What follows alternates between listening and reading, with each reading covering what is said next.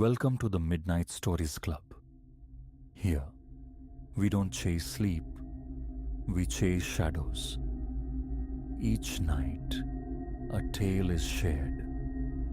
Each tale darker than the last. Sit back. Light fades. The stories begin.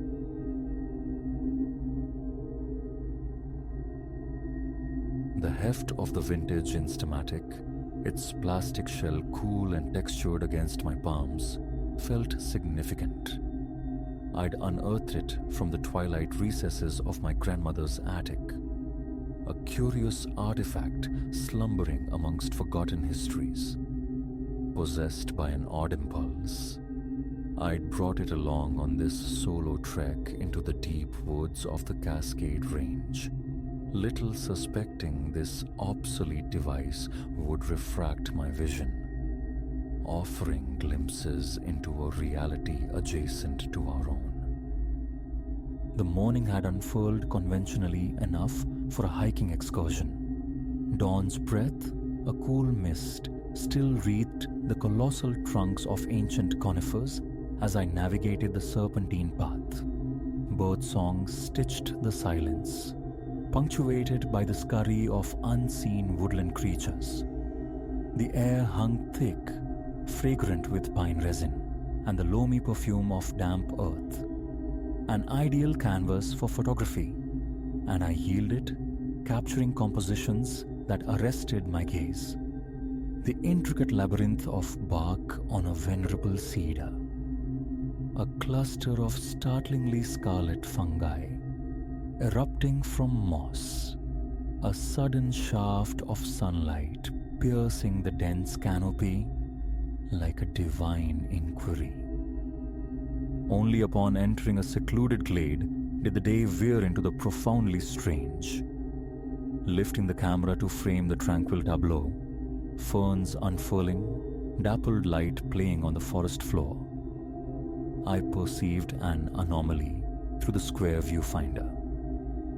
An entity, impossibly attenuated and tall, occupied the clearing's distant edge. It stood utterly still, its silhouette seeming to dissolve into the arboreal shadows. I blinked, lowering the Instamatic. The glade was vacant, precisely as it had been mere seconds before. A ripple of confusion disturbed my calm. Raising the camera anew, I peered again. There it was, the apparition, starkly defined within the viewfinder's frame, yet utterly absent to my unaided sight. A frantic pulse hammered against my ribs. What phantom was this? A glitch in the camera's aged mechanics? Some spectral double exposure? Or was I witnessing something extant just beyond the diaphanous curtain separating worlds? My fingers, betraying a tremor, depressed the shutter. A mechanical whirring, a distinct click, and the camera ejected a stiff, white-bordered square. I agitated it gently, the air cool against the developing emulsion, waiting with a knot of impatience tightening in my chest. Slowly, as the arcane chemistry bloomed, an image coalesced. The sun-dappled glade, rendered faithfully, but marred by one terrifying detail. The figure was present, its elongated limbs and disturbingly smooth, featureless visage provoking an involuntary shudder that traced its icy path down my spine. My gaze snapped up from the photograph, sweeping the clearing once more. Emptiness. Only trees, ferns, and the play of light and shadow. No trace remained of the preternatural being immortalized on the film. Fear warred with an insatiable curiosity, and curiosity won. I raised the Instamatic again, executing a slow pan across the surrounding woods. Through the lens, They materialized.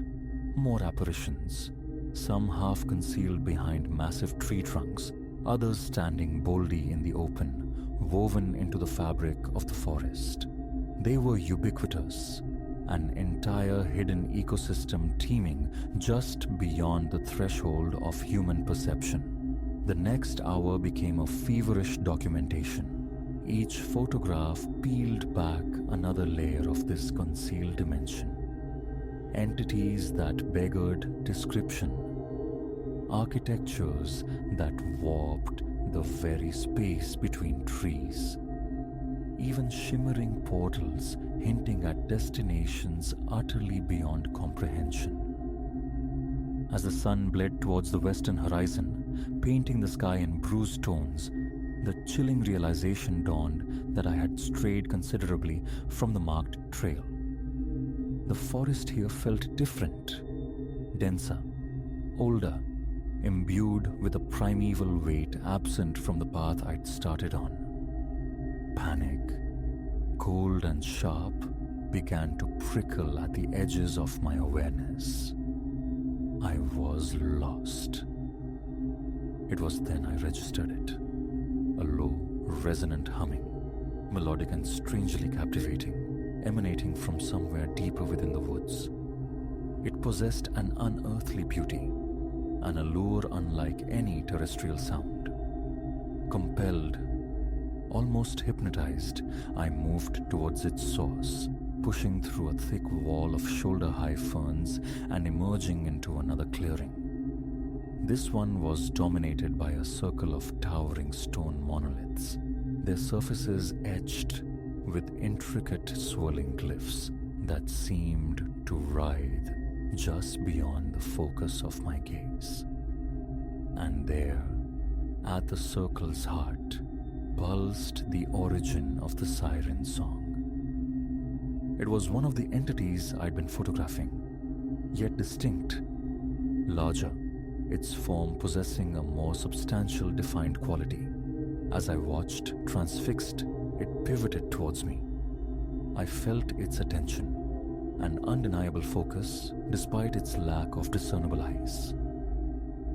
Instinctively, the camera came up, my finger poised above the shutter. The entity inclined its head, a gesture unnervingly familiar, almost human. Then, shattering my fragile composure, it communicated. "You perceive us."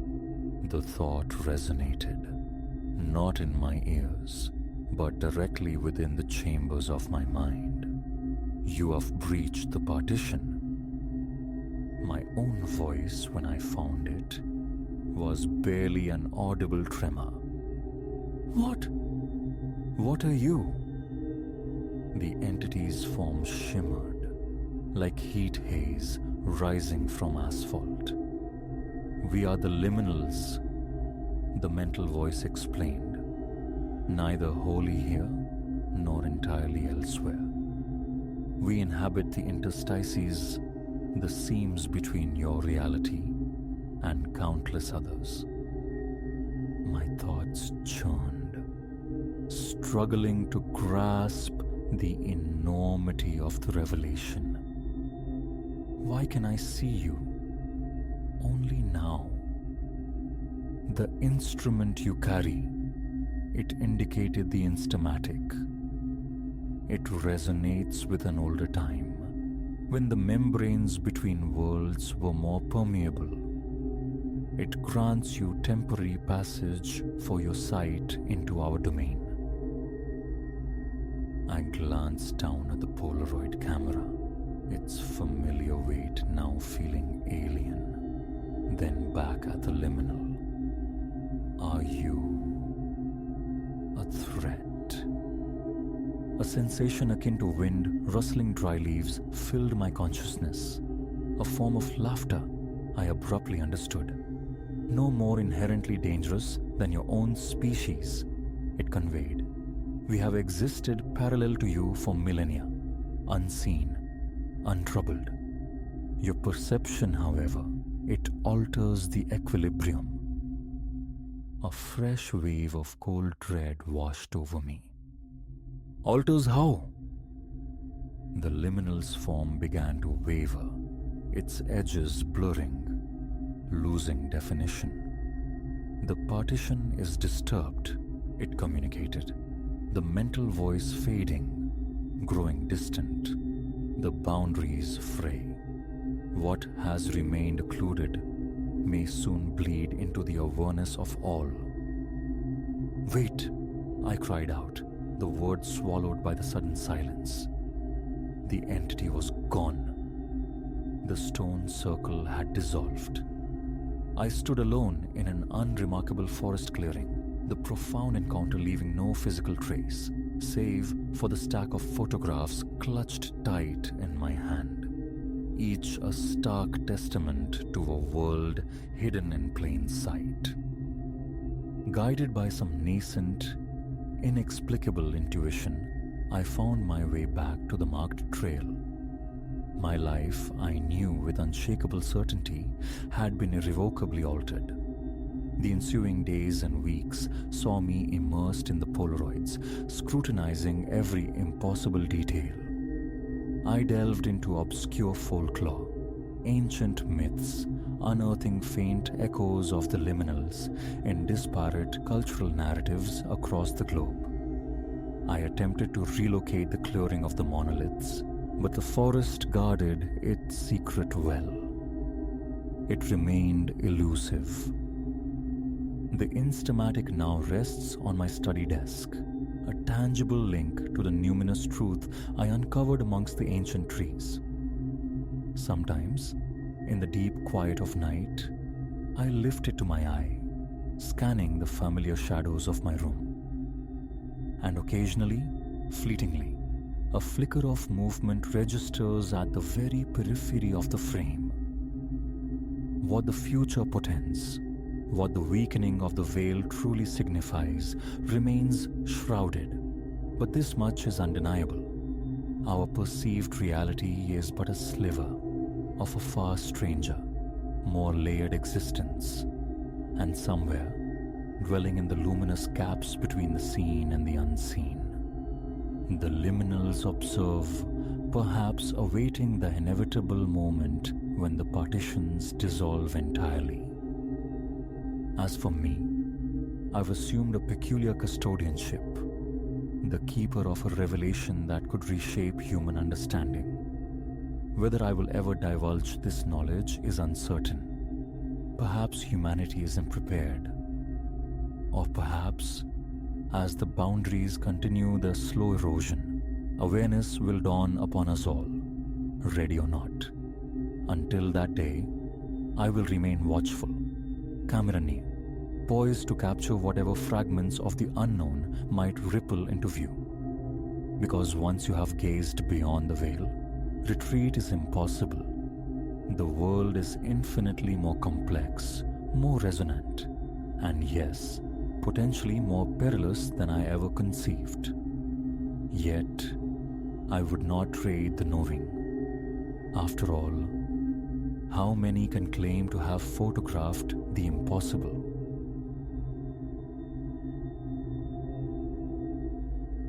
The deed to Thorncrest arrived with the autumn chill. A crisp envelope from my solicitor confirmed the improbable. Inheritance from Silas Thorne, a name dredged from familial obscurity, a relative unmet. Initial thoughts, bright and mercenary. Renovation, profit, dissolved upon arrival. The estate held more than timber and stone. Hallways whispered secrets after dark. Doors eased open or shut with unseen hands. A persistent awareness of presence settled deep. Futile attempts at dismissal crumbled. Now, denial is impossible.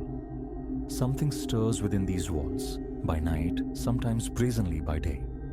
Malice, unknown. Yet each sensed shift, each subtle creak, constricts my breathing, a cold fist closing around my heart.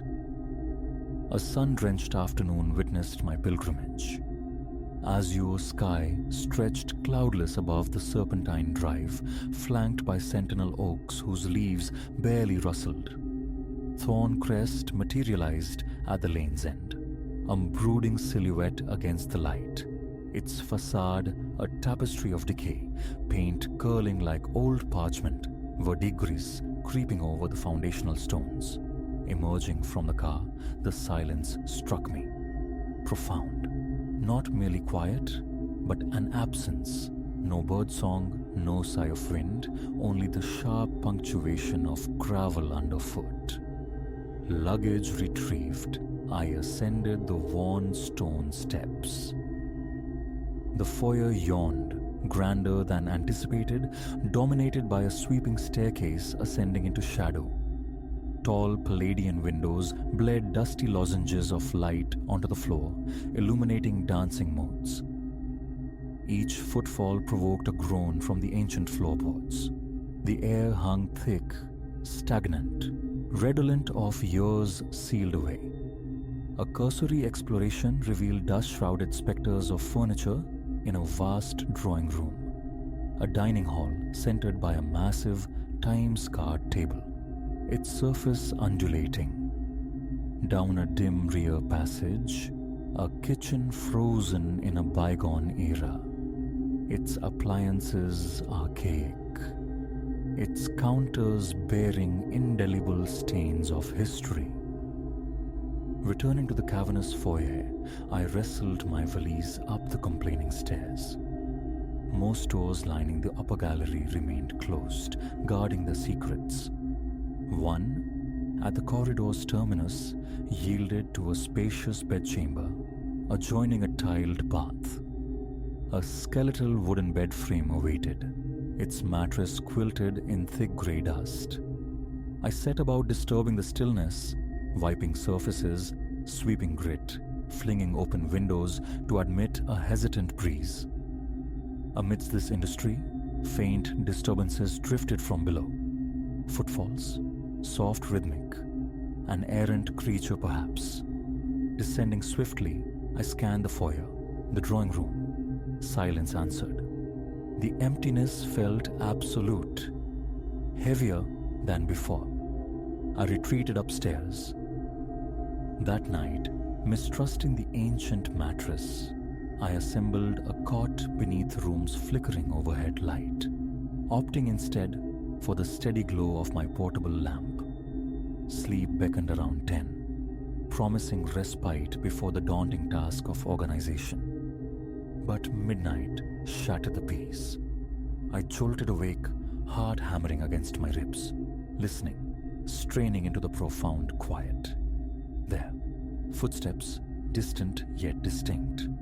Not scurrying, but measured, deliberate pacing from somewhere down the corridor. My throat constricted.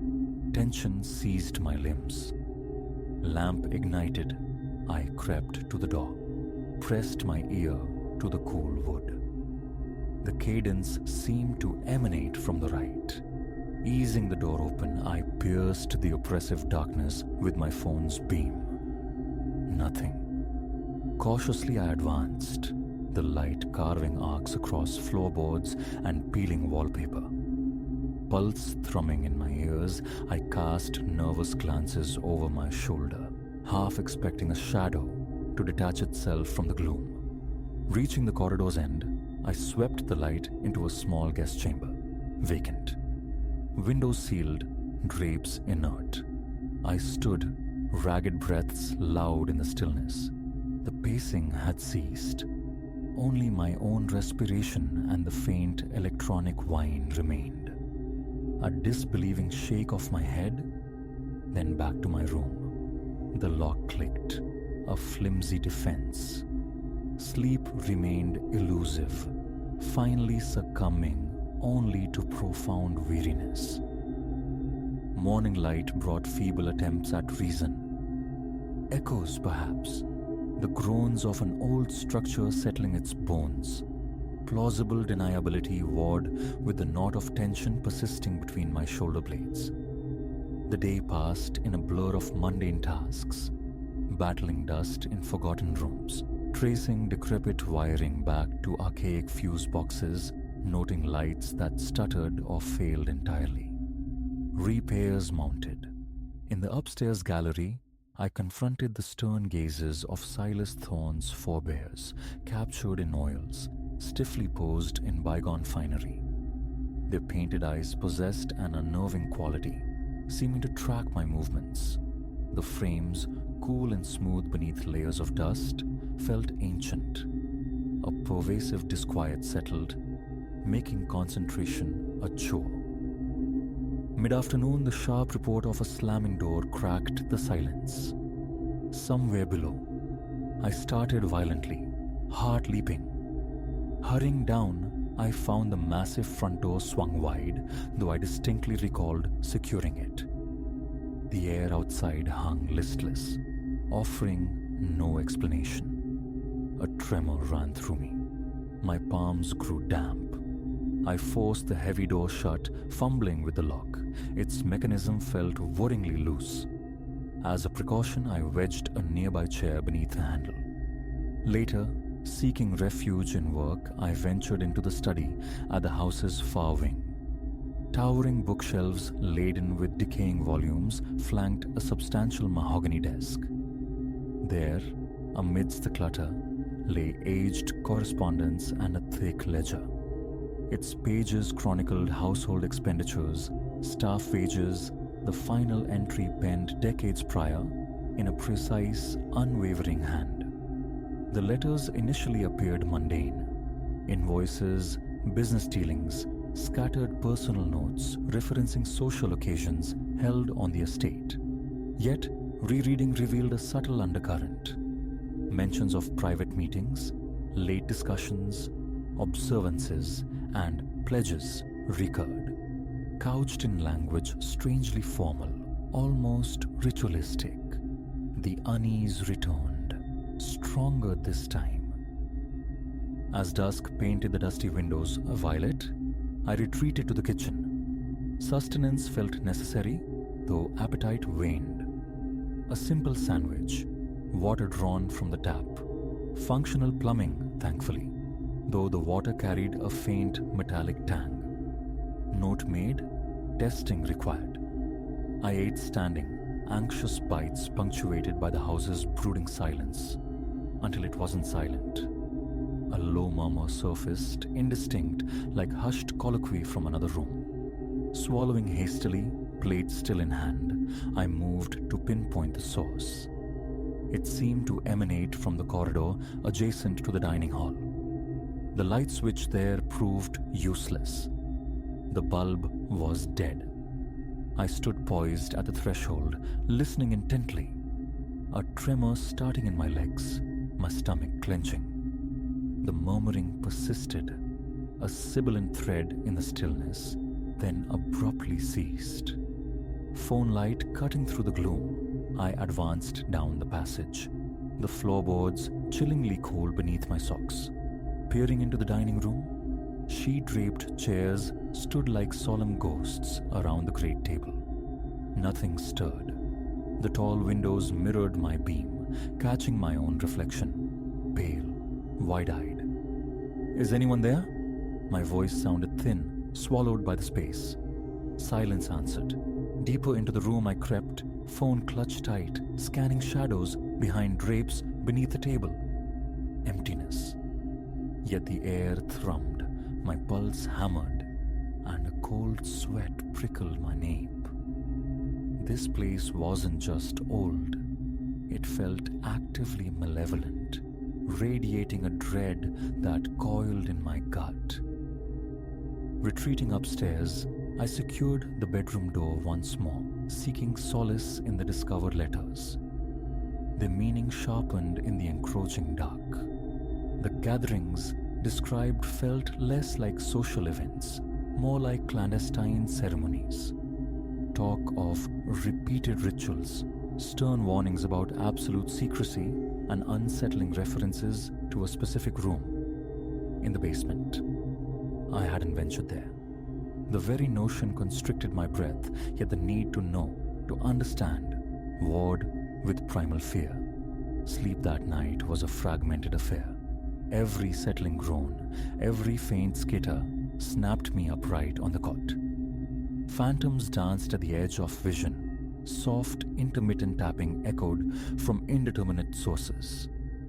My muscles remained locked in tension, phone a cold talisman in my hand, until oblivion claimed me for a few fitful hours. The following day, bolstered by the thin courage of late morning sunlight, I resolved to confront the basement. The door, tucked away near the kitchen, yielded to a key found among Silas Thornton's effects. A single, naked bulb flickered weakly over the descending wooden stairs, each tread groaning under my weight. Damp, chill air rose to meet me, prickling my skin.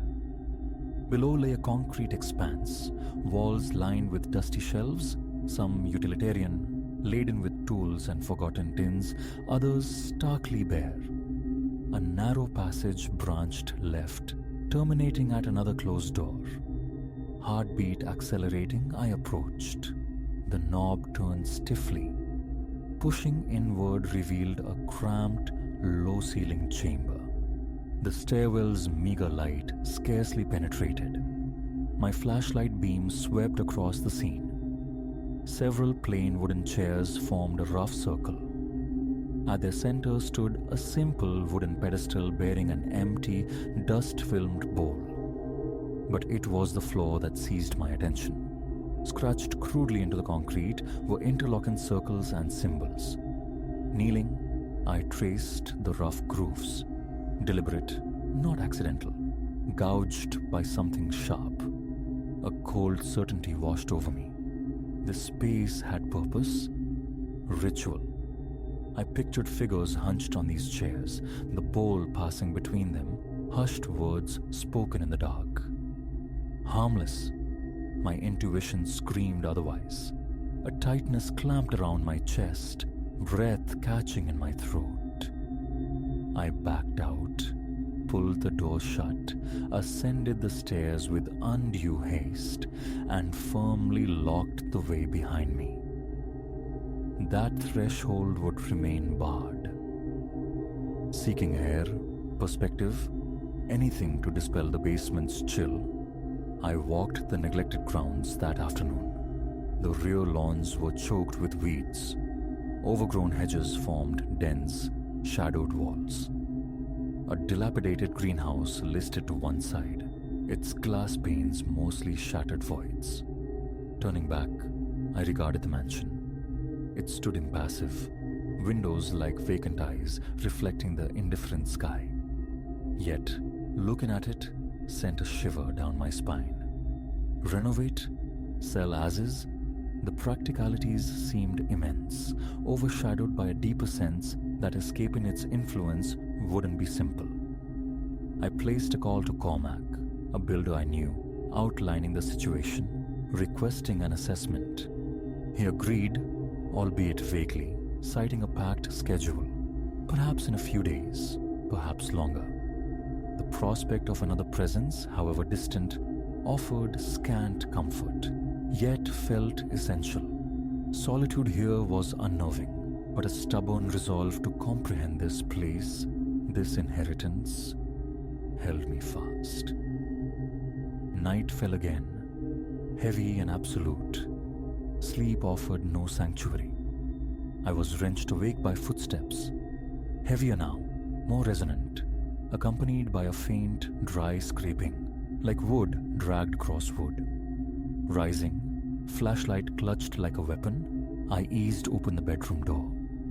The corridor lay steeped in blackness, save for a flicker, a bare suggestion of movement near the portrait gallery.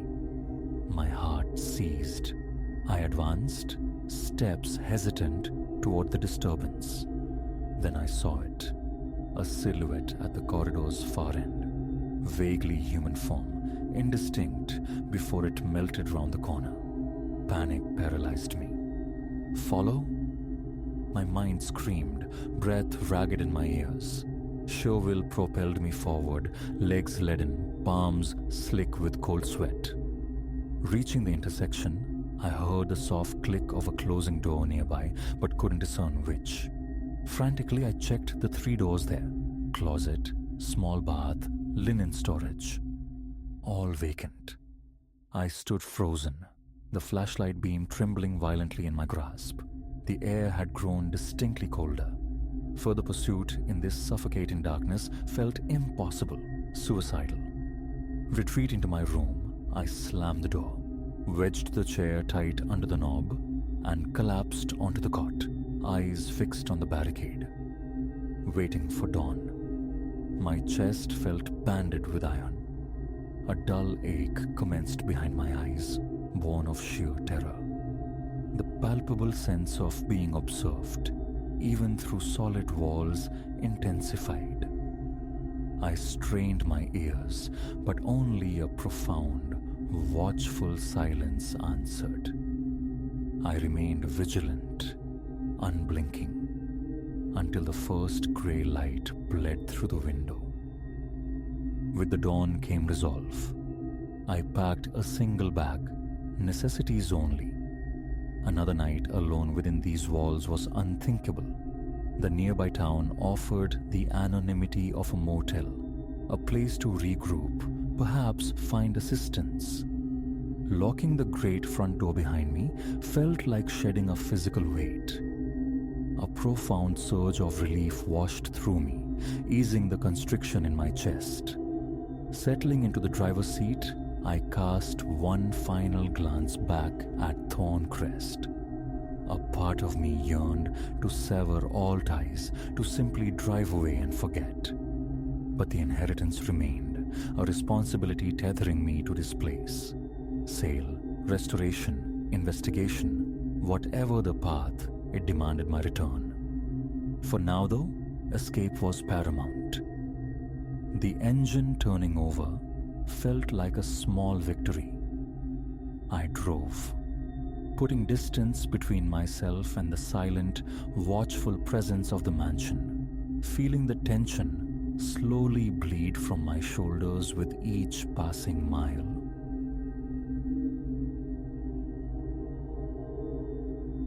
That first night within the Hillstead dwelling remains etched sharp. Curled in the drawing room, darkness a shroud, I watched silhouettes of trees thrash beyond the panes.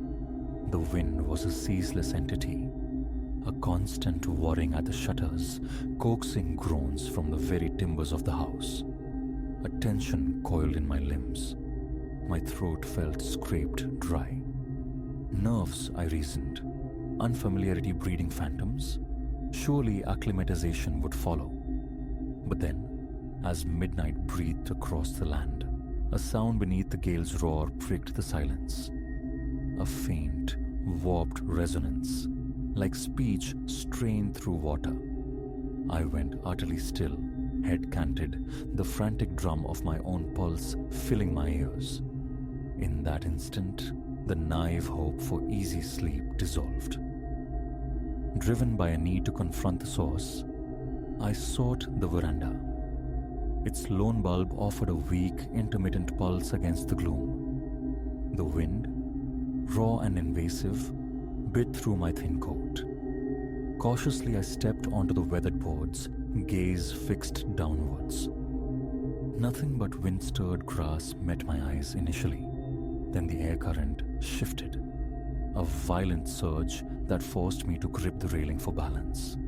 I strained my hearing, praying for the mundane. A snapping twig, the rattle of loose tin. Instead, a protracted susurrus slithered through the wind's howl, too low, too indistinct for words, more an exhaled hush that refused to dissipate. My gaze pierced the enveloping blackness, the beam of my torch sweeping the lawn. Nothing stirred. A knot tightened in my stomach. Retreating indoors, the click of the lock felt utterly inadequate. Dawn broke, bringing with it a fragile resolve to survey the grounds. Behind the structure, the hill descended towards a swath of tall, pale grass dotted with skeletal trees, their limbs contorted. No dense woodland, just these ancient, twisted sentinels. The grass rasped beneath my boots, brittle despite recent rains. The wind persisted, a softer but constant reminder against my ears, whispering echoes of the night. It was then I found them. Peculiar inscriptions pressed into the earth. They resembled claw marks, yet possessed a scale that defied any common creature. Curved gouges and linear scars marred the terrain in sporadic clusters, each set stretching several feet before vanishing. Kneeling, I touched an impression. The soil beneath felt disturbed, friable, as if something ponderous had dragged sharpened points across the surface. A profound disquiet settled over me. I scanned the perimeter. No breached fences, no signifiers of any large animal. An attempt to rationalize formed, wind-lifted roots perhaps? Yet the deliberate strangeness of the shapes resonated deeper than logic. Evening drew in, and I found myself stationed by the window once more. The wind gathered force with the fading light, leaching warmth from the air. In the kitchen, illuminated against the encroaching dusk, I brewed coffee, the mug trembling slightly in my grasp. Caffeine jitters, I told myself. Through the glass, the lawn appeared to ripple, the grass bending in fluid waves as gusts tore through the trees, making them sway like mourners. Peripheral flickers, tiny, swift shadows, danced at the edge of vision, dissolving the instant I tried to focus. My heart began a frantic rhythm against my ribs. Images of those unnerving sigils in the grass flashed unwanted. Stay calm. I methodically secured every window, every door, then settled onto the sofa, coffee a small anchor. The wind screamed louder now, and threaded within its fury, those tenuous whispers returned, multiplied, a chorus of low murmurs. Television offered no distraction. A grim determination surfaced, one more look outside. Maybe a branch scraping the siding, some tangible explanation. Pulling on a heavier jacket, torch clutched tight. I unbolted the door. Onto the veranda, the torch beam sliced the night. I descended the steps, the wood groaning softly underfoot. The moment my boots touched the lawn, I registered its dampness. The wind felt colder, swirling around me in sudden, fierce embraces. A faint rustling emanated from the trees, and then caught in the light. A small, indistinct shape huddled near the yard's far edge. It moved with a quick, staccato tremor. My heart hammered. I fixed the beam directly upon it. The shape evaporated, melting into the turbulent air. I stood rigid, breath catching, sweeping the light back and forth, desperate to reclaim the image. Nothing. A glacial chill traced my spine. The torch beam became a frantic eye, probing the perimeter. The wind lashed me. A low hiss sounded directly behind. I spun, light stabbing the empty space. Pulse frantic, breath shallow. I felt the tall grass brush insistently against my boots. Retreating towards the porch, just before my foot found the bottom step, another flicker snagged my eye near the tree line. A dark form that seemed to float, to waltz with the wind's currents. I struggled to hold the light steady upon it, but the instant the beam landed, emptiness reclaimed the spot. Breath held captive in my chest.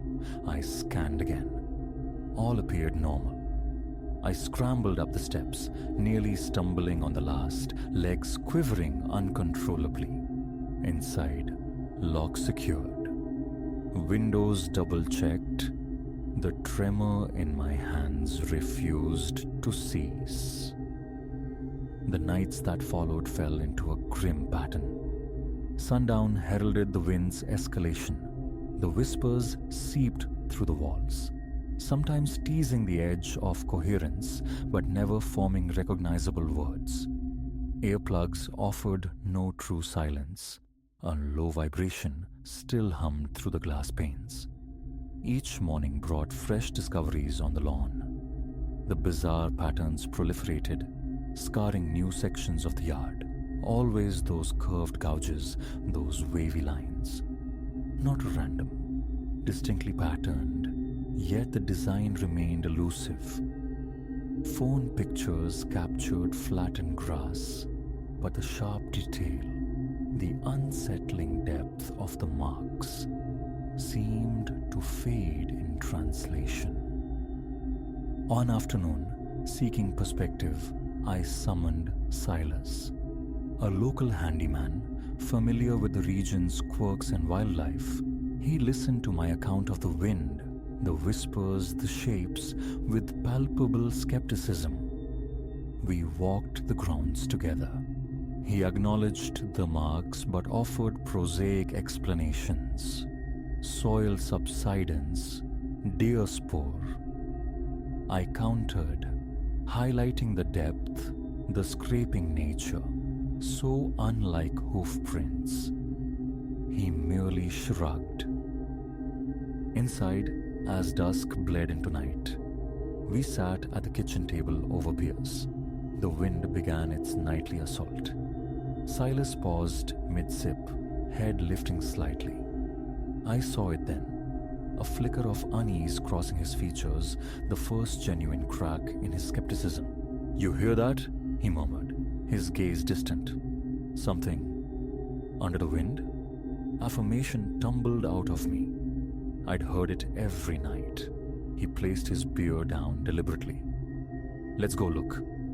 A wave of relief washed over me, mingled with dread.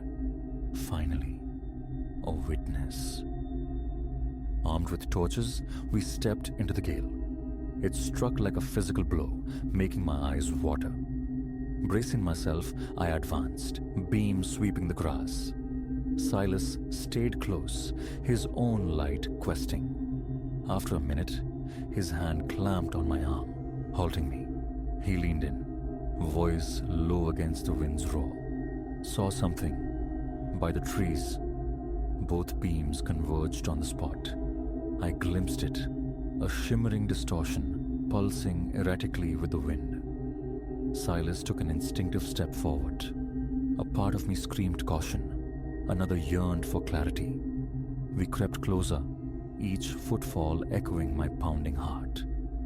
Suddenly, Silas's torch flickered violently. He swore softly. When the beam steadied, the shape had vanished. Only wind-whipped grass remained. He turned to face me, beads of sweat visible on his brow despite the chill air. Words failed him. He stood breathing heavily, the skepticism utterly erased. "We should go in," he managed finally. Back inside, the silence between us was heavy. He left shortly after, muttering about needing to process, admitting he couldn't explain what we'd seen, only that it felt intrinsically wrong. Locking the door behind him, my own hands shook as I turned the key. Standing alone in the drawing room, I listened. The whisper seemed amplified that night, insistent. My skin prickled, hairs rising on my arms. An unshakable conviction formed. I was being observed. I spun, torch beams slashing across empty walls. The ensuing days blurred. Work provided little distraction. My thoughts invariably drifted back to the hill, the wind, the elusive shapes. Night after night, the gusts returned, bearing the sibilant secrets. The patterns in the grass multiplied, extending the reach. One morning, I found marks stretching clear to the dirt track leading towards town. Inquiries among the sparse neighbors yielded little. Acknowledgement of the hill's notorious wind, vague recollections of old tales. Strange noises attributed to drafts, but nothing concrete. Mostly dismissive shrugs, hasty changes of subject. Back in the house, the wind felt like a cage. It permitted no peace. Every creak, every rustle sent jolts through me. My shoulders remained perpetually hunched, my mind fogged by sleep deprivation.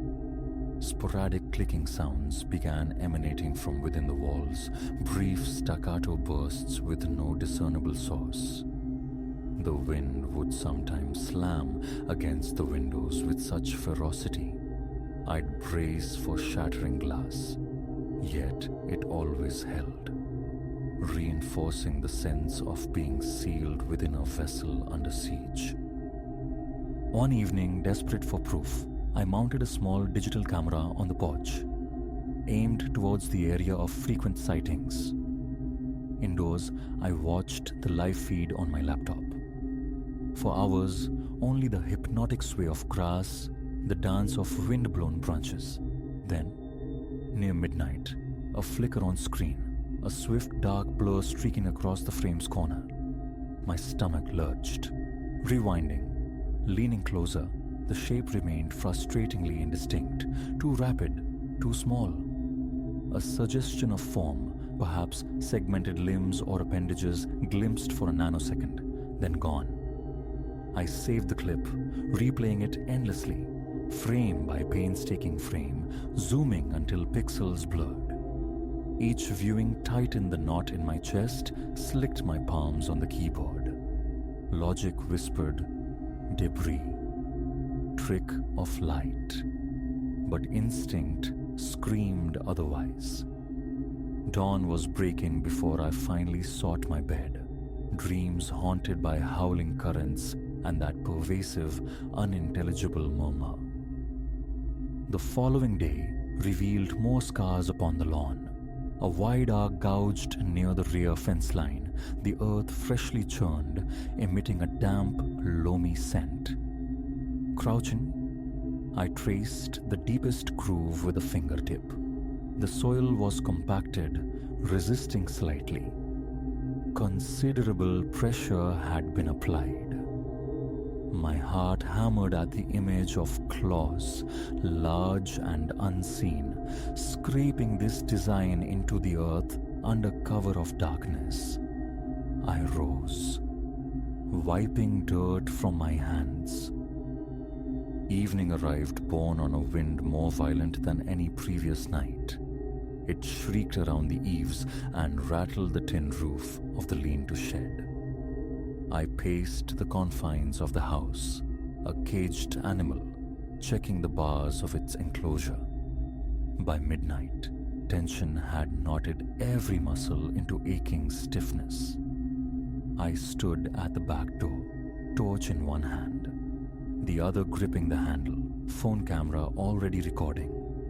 One last attempt to see clearly, to capture something undeniable. The instant the door opened, the wind seized me, whipping my jacket, roaring in my ears. I forced myself forward a few steps, torch beams skittering with my unsteady gait, phone capturing little more than darkness and my own ragged breathing. The wind whistled, a high, mournful cry, then a soft, grating scrape, perhaps 10 feet to my right.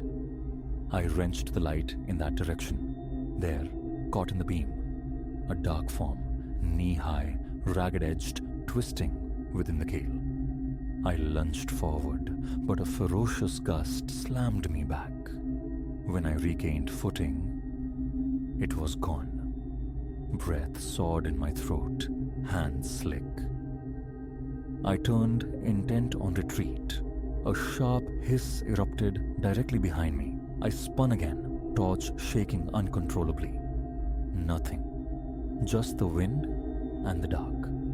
My heart felt bruised from its frantic pounding. Another gust nearly stole my balance. Sheer adrenaline propelled me back towards the house. I sprinted, stumbled through the doorway, slammed the heavy door, and threw the bolt. Leaning against the wood, chest heaving, the silence inside felt deafening after the storm outside. My knuckles ached. I realized I was gripping the torch with crushing force. That night, sleep was impossible. I sat on the floor, back against the sofa, listening to the wind encircle the house, its pressure making the walls groan. And the whispers returned, closer now, more insistent, as if pressed against the very glass, seeking entry. Lights blazed, phone clutched tight, but the door remained bolted. A chilling certainty settled deep within me. I shared this hill. Something ancient, watchful, rode the currents of the air. Each gust brought a fresh wave of prickling awareness across my skin. I waited for morning, marking time by the wind's ceaseless rhythm. I remain here, bound to this place by the perpetual wind and the ephemeral shapes it seems to carry. Explanations elude me. Evidence remains stubbornly unconvincing to others. Yet I know the truth of the night sounds, the language my own body speaks in fear. Stepping outside after dark is to find fresh sigils etched in the grass, to catch glimpses of dark forms flitting at vision's edge. On this hill, the wind never rests, and in its passage, I feel the constant, unseen presence.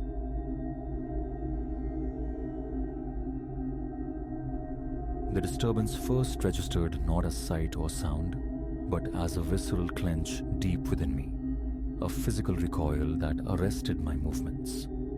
My gaze snapped to the regulator clock on the far wall of my atelier. Its pendulum hung inert. 3:33. A glance confirmed the impossible. Every chronometer, every clock face, every timepiece in the room echoed that precise moment. The delicate dance of second hands had ceased mid-sweep, frozen as if caught in amber. A constellation of static moments suspended under the low hum of my workbench lamp. I blinked, expecting the illusion to shatter, for the familiar symphony of ticks and talks to resume. Silence held dominion. A faint, cool dew pricked my brow, slick against the back of my hand as I wiped it away. This was no mere malfunction, no trick of weary eyes. Something was profoundly wrong. I am Elias Thorne, a horologist. My days, and more often my nights, are spent immersed in the intricate souls of timepieces, resurrecting ancestral mantle clocks, mending the fractured pulse of cherished wristwatches, coaxing bespoke mechanisms into life. Clients entrust me with relics steeped in memory, time capsules salvaged from dusty attics. The rhythmic cadence of escaping gears has long been the quiet metronome to my nocturnal craft, a solitude I cultivate. That particular night, I wrestled with the restoration of an elaborate carriage clock, promised to its owner by week's end. I had paused, seeking water and respite for cramped fingers, only to return to this temporal anomaly. The towering grandfather clock by the entrance, 3:33. The ship's chronometer on the shelf, 3:33. A cluster of pocket watches awaiting repair on velvet trays, 3:33, each face a mirror to the others. Coincidence stretched thin, then tore. My stomach tightened into a cold knot. From a drawer, I retrieved a high-precision digital quartz timer, its display usually a beacon of objective certainty. Powering it on yielded only a stark, luminous 3:33. A chill traced the nape of my neck, prompting a swift, futile scan of the empty workshop. The air itself felt dense, resistant. My own breath rasped loud in the unnatural hush.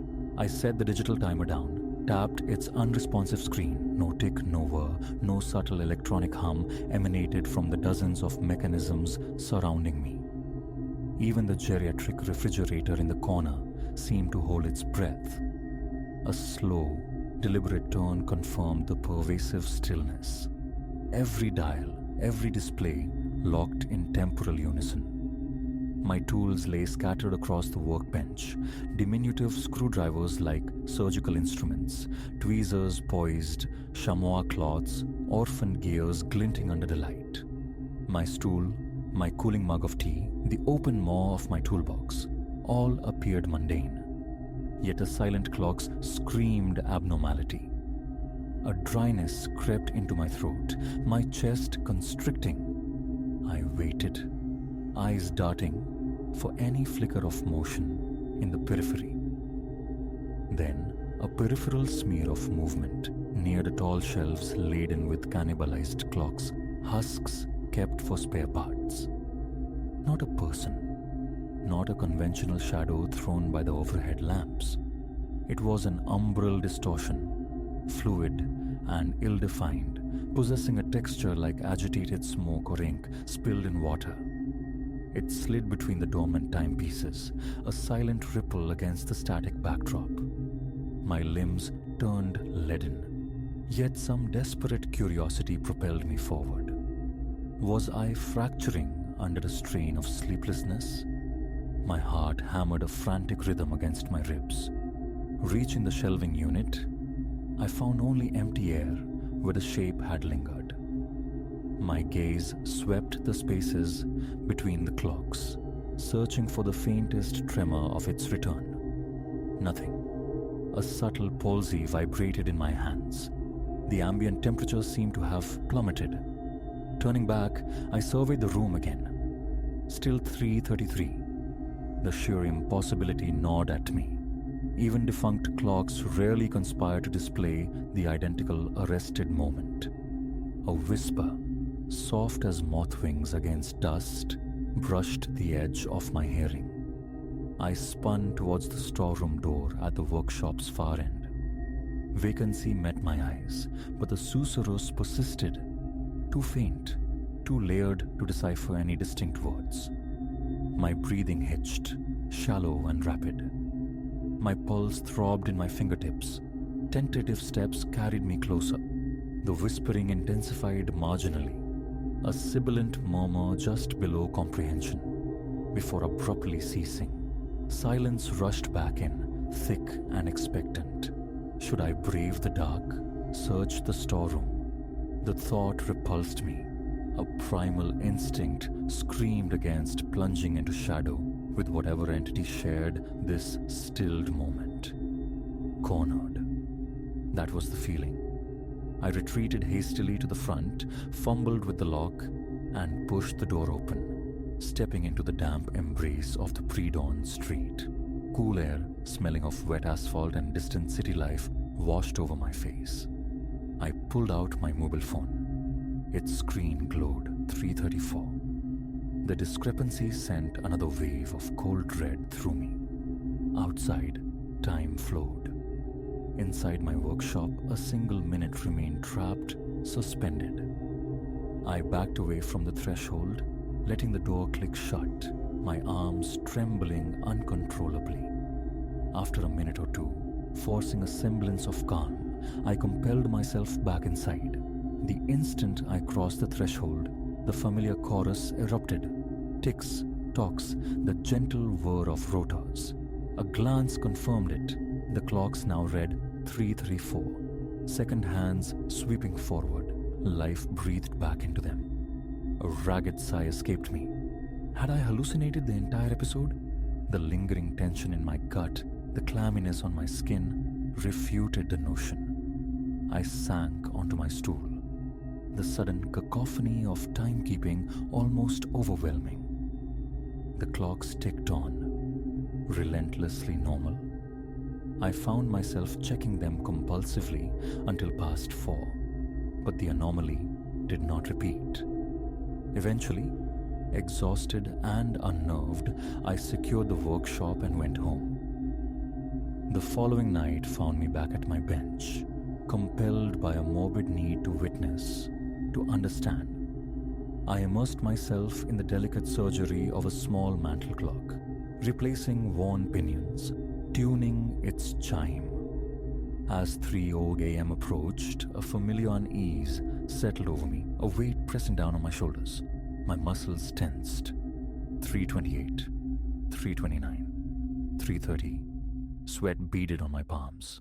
At 3:31, a sharp, anomalous click echoed from a nearby wall clock. Its second hand stuttered, then froze, pointing skyward. One by one, like falling dominoes, the other timepieces followed suit, surrendering to the encroaching stillness. By 3:33, absolute silence reigned once more. Dread washed over me, colder this time, yet laced with a perverse fascination. I rose, moving deliberately through the frozen tableau. I reached out, touched the cold glass face of a stopped clock. Solid. Real. Tapping it yielded nothing. The whispering began again, closer now, seemingly originating from directly behind me. I pivoted. The same liquescent darkness I'd glimpsed before now glided near my workbench, clinging low to the floor like a sentient shadow before flowing towards the corner by the door. It possessed no discernible features, just shifting, tenebrous form. My heart pounded erratically. I pressed back against the rough-painted wall, the texture grounding me slightly. This time, the whispers were clearer, though still layered and rapid, overlapping voices murmuring fragments that snagged in my consciousness. Wasted moments, hissed one. Hours squandered, breathed another. Time you'll never reclaim. An inventory of my own procrastinations, my diversions, my failures to seize moments flashed through my mind, each recollection a sharp internal blow. My breath grew shallow, vision blurring at the edges. The umbral shape drifted nearer, the voices swelling in intensity. Run. The instinct screamed, but my feet felt fused to the floorboards. With immense effort, I forced a single step towards the shape. No plan formed, only a defiant refusal to cower completely. My knees trembled, but I shuffled forward again. The murmuring voices paused, a fleeting hiatus, as if acknowledging my movement. Then they resumed, weaving a tapestry of neglected tasks, abandoned ambitions, deadlines unmet. My hands shook violently. I could form no words, no defense.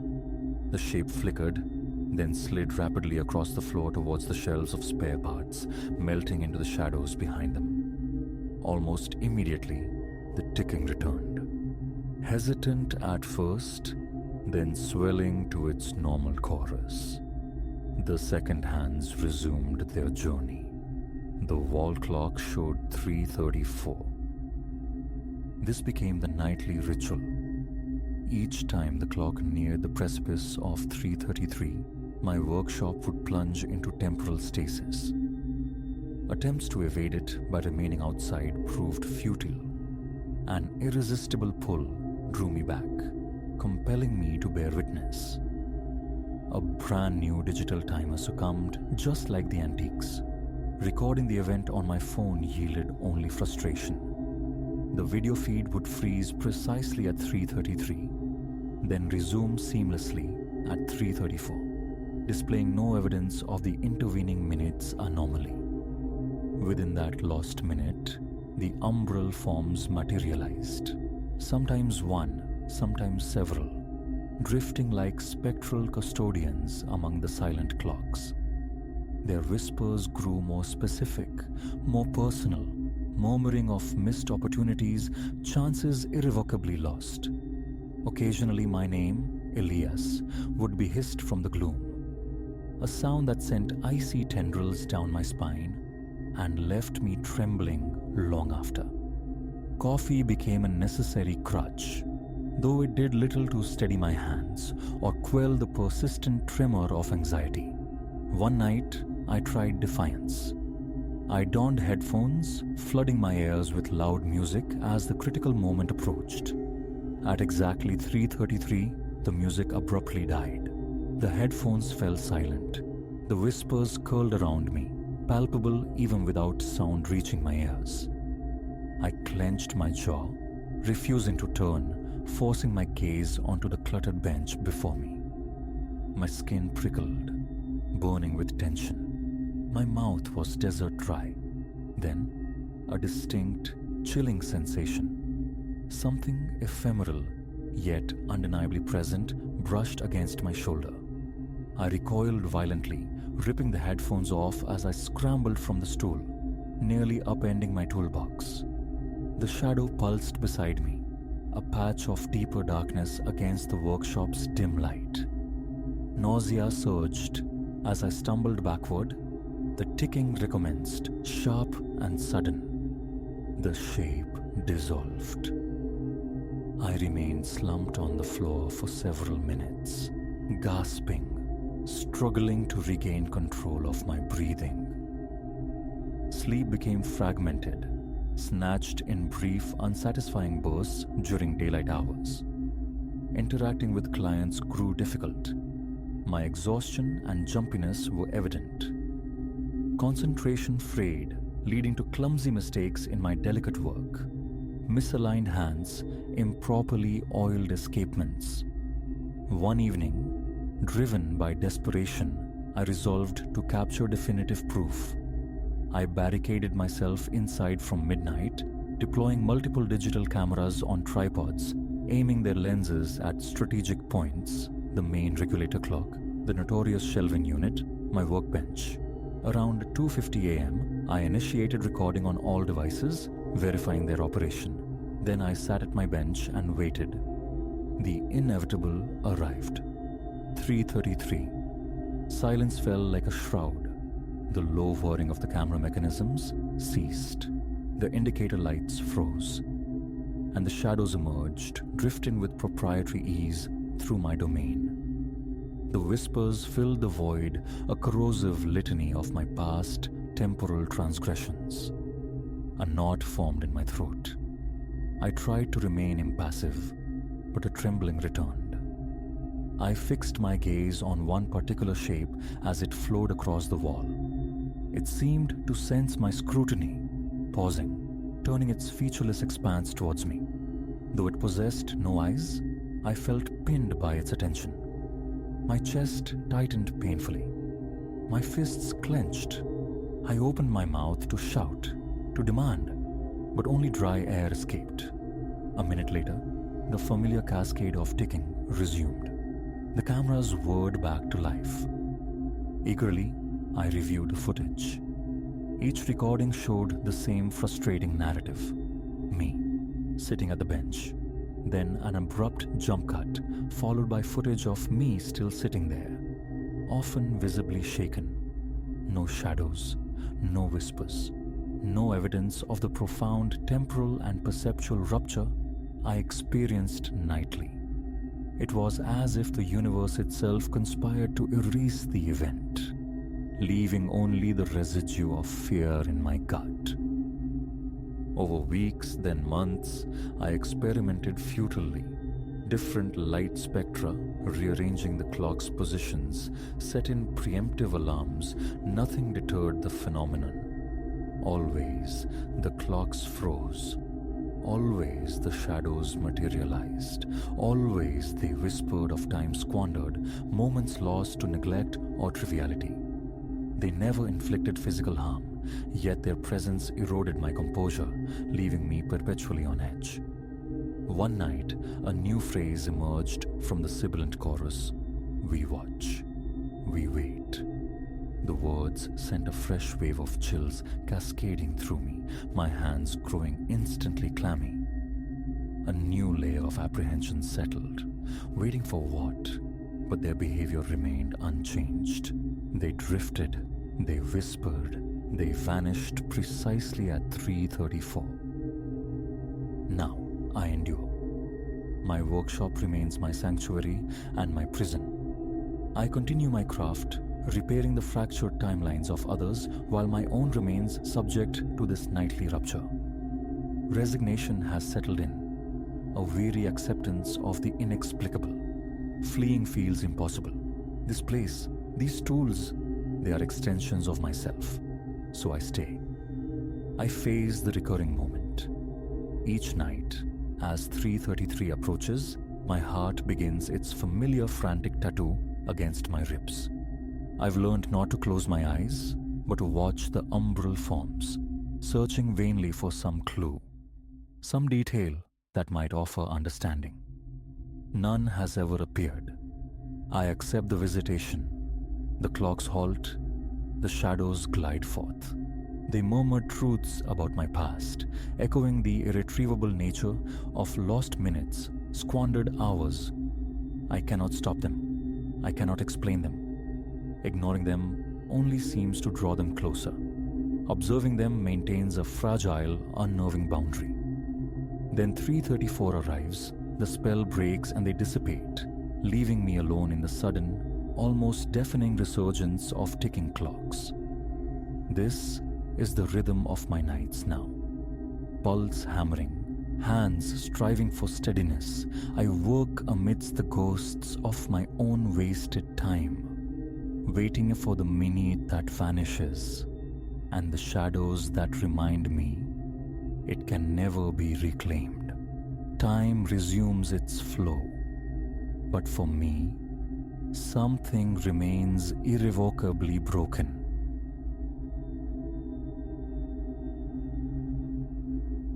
Barely a month ago, I took possession of this cavernous loft within a skeletal old edifice. The allure? Rent that didn't bleed me dry, and enough square footage for the sprawl of my design equipment. My landlord, a man prone to nostalgic rambling, mentioned the building's centerpiece, its helix of a staircase, an original fixture from its bygone factory days, decades swallowed by time. A curious detail, I thought then, but inconsequential. Shelter was the priority. Now, the omission of deeper inquiry haunts me, particularly regarding the staircase's nocturnal metamorphosis. My domain occupies the 3rd floor. Anchoring the building's core, the spiral staircase coils relentlessly upward, a vertebrae of iron and wood connecting the ground level to the distant 6th. My first ascent acquainted me with its unnerving peculiarities. Treads too narrow for confident footing, each step releasing not a homey creak, but a strained, guttural groan. The sound claws at the quiet, sharp and aggrieved, a protest from aged timber. Its iron railing, a cold serpent even under the midday sun, offers frigid guidance. Flaking paint drifts from the surrounding walls like desiccated skin, and the air hangs thick with a persistent low thrum of dampness. Neglected? Yes, but possessed of a stubborn, unsettling structural integrity. I furnished the space minimally. A mattress tucked into one corner, a simple work table beneath her vast windows, a worn sofa aimed towards the entrance. Immense ceilings vaulted overhead, matched by warehouse-scale windows that, during the day, drowned the loft in clarifying sunlight. In these hours, all felt benign. But nightfall hushed the building into an unnerving stillness. Neighbors were phantoms of sound.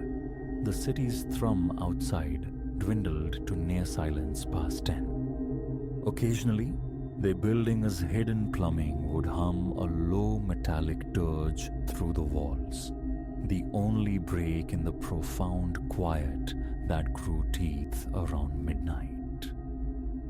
My own hours stretch late, tethered to the glow of screens. Sometimes a need for sustenance or simply movement drives me towards the lobby's vending machine. It was on such a nocturnal errand that the staircase first revealed its disquieting secret. Descending around 1 in the morning, I paused, peering down the central void, a dizzying aperture revealing the spiraling descent to the ground floor. The overhead bulb, feeble and dim, cast distorted geometries of light and shadow. Deep within the core, a darkness seemed to writhe, a fluid shape where no figure stood. I leaned further, scanning the levels below for a source, a person casting this mobile silhouette.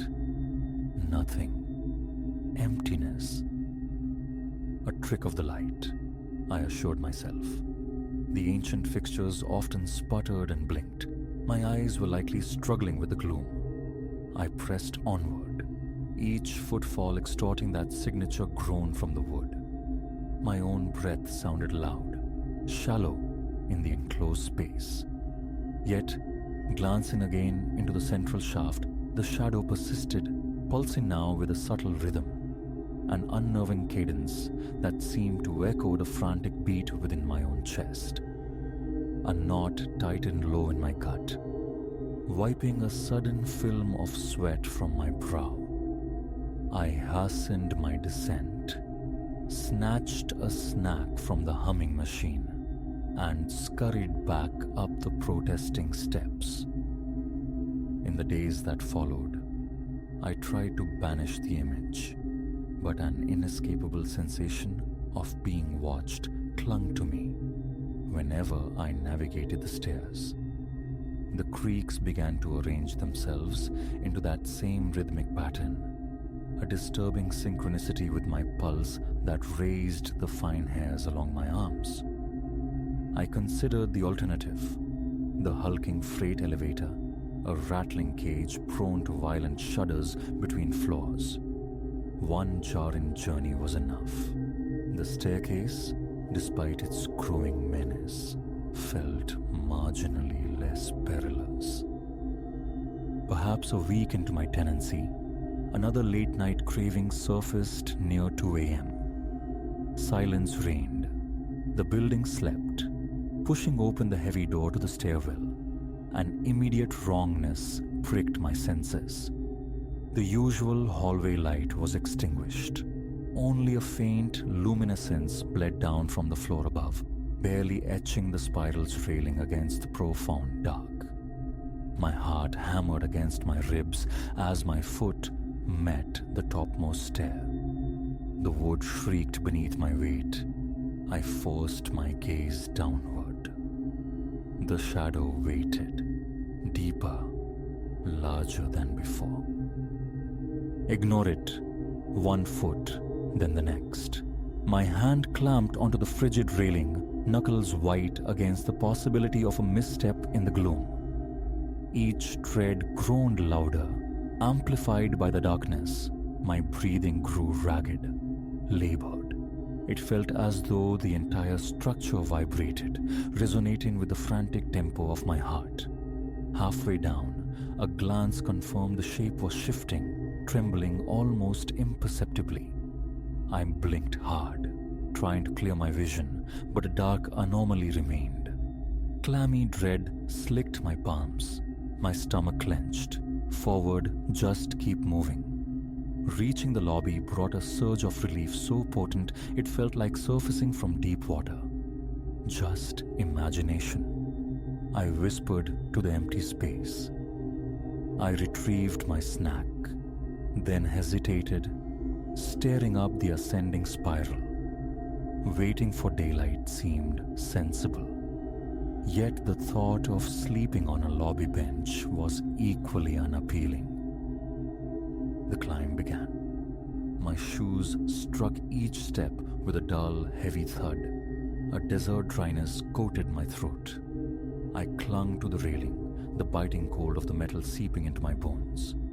This time, the shadow seemed animated, swaying within the central column. When I paused, catching my breath, it seemed to react, a subtle undulation in the darkness. A visceral pull emanated from it, a silent invitation towards the void. My heart pounded violently. Swallowing hard, I focused solely on the landing above, the sanctuary of my door. Breath tore from my lungs in short, sharp gasps. Sweat traced cold paths down my temples. Every stair groaned its protest, the sound echoing, amplifying within the spiral's core. The shadow deepened, swelled. A tremor started in my legs, threatening to buckle them, but sheer will propelled me upward. Bursting back into my loft, collar soaked, chest painfully tight, I slammed the door, shot the lock, and leaned heavily against the solid wood, fighting for breath. Minutes passed before the frantic drumming in my ears subsided. I peered through the peephole, half expecting some presence, but the hallway remained empty. Sleep, when it finally came, was fractured by dreams of standing frozen on those steps, the wood creaking like a monstrous heartbeat beneath my feet. I awoke with the dawn, profoundly shaken.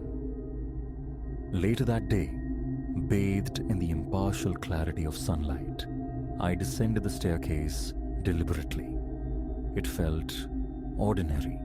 Natural light filled the well, rendering the central void simply a space, devoid of lurking shadows. I walked down to the lobby and back up without incident. The structure was merely old wood and iron. The unsettling sounds, the pulsing sensation, surely nocturnal phantoms born of fatigue and solitude. I resolved to use the stairs more during the day, for groceries, for trash disposal. Passing neighbors offered brief greetings. Nothing felt amiss under the sun. But nightfall invariably resurrected the tension. By 11:30, a familiar anxiety coiled in my chest at the mere thought of needing anything downstairs. I began denying myself late snacks, engineering my routines to avoid the staircase after dark. Avoidance, however, has its limits. Laundry day arrived, demanding a midnight trip to the basement machines. The elevator predictably displayed an out-of-service sign. No choice. Hoisting the laundry bag, I took a fortifying breath and pulled open the stairwell door. Dim hallway bulbs flickered erratically. Stepping onto the landing, a single weak bulb illuminated the top curve of the spiral. The core below was a pit of blackness, disturbed by faint, shifting movements. Impossible to discern if it was the shadow or merely the effect of the dying light. My hand found the railing. A desperate grip. I began the descent. With every step, the groan returned, perfectly timed to my racing pulse. A physical pressure built in my chest, my arms prickled, each hair seemingly standing alert. Reaching the basement level, I hurried towards the laundry room's stale, musty air and the comforting hum of the machines. I loaded my clothes, then paced the cold concrete corridor, listening to the rhythmic sloshing. Gradually, my breathing evened. This is ridiculous, I told myself, afraid of a shadow. No figure, no footsteps, no voices, just an anomaly of darkness. The wash cycle completed. I transferred the damp load to a dryer, the steady tumble a temporary anchor. Yet, the thought of the climb back up sent tendrils of dread tightening around my chest again. Finally, clothes dry and bagged, I stood at the foot of the staircase, gazing upward. The spiral ascended into profound darkness, a skeletal silhouette against the weak, intermittent glows from the single bulbs on each floor. My foot met the bottom step. Creak. I froze. My own heartbeat roared in my ears. My hand sought the railing. The metal felt impossibly cold, like ice. Another step, then another. Each impact, each groan, synchronized with the frantic thrumming inside me. A wave of dizziness washed over me. Slowly, deliberately, I climbed. Passing the second-floor landing, I risked a glance into the center. The shadow was immense, larger than ever. A dark, fluttering presence. My throat constricted. My body tensed into rigid lines. Run! screamed a primal part of my brain, but a fear of stumbling on the narrow treads kept my pace measured, agonizingly slow. As I ascended towards the third floor, the shadow seemed to writhe more violently. A dull pressure bloomed behind my eyes. Reaching my landing felt like breaching the surface after near drowning, gasping for air, pulse hammering in my neck, skin clammy and cold. Fumbling with keys, I stumbled inside, dropping the laundry bag. Calm yourself. My heart refused. In the bathroom, I splashed icy water on my face, hands trembling uncontrollably. Gripping the sink, my reflection stared back, haggard dark circles stark beneath my eyes. The thought of a sleeping pill flickered, but a deeper instinct warned against dulling my senses. Another week bled away, the pattern solidifying. Any nocturnal venture onto the staircase conjured the shadow. Each time, it appeared larger, its presence more palpable. The feeling of being watched intensified, transitioning from vague unease to a near certainty. My chest constricted reflexively upon approaching the stairwell. The creaking steps felt sentient now, vibrating subtly beneath my feet, the entire spiral seeming to inhale and exhale with my own ragged breaths. One night, closer to 3 a.m., an unfamiliar clattering echoed from the hallway. Pipes, perhaps, protesting their age. Compelled to investigate a potential leak, I eased my door open and moved towards the stairwell. The instant I breached the threshold, my heart rate surged violently. The air within felt thick, heavy, resisting each inhalation. Sweat beaded on my palms. A strange numbness crept up my arms. I peered over the railing. The central void pulsed with a familiar dark shape, undulating in slow waves.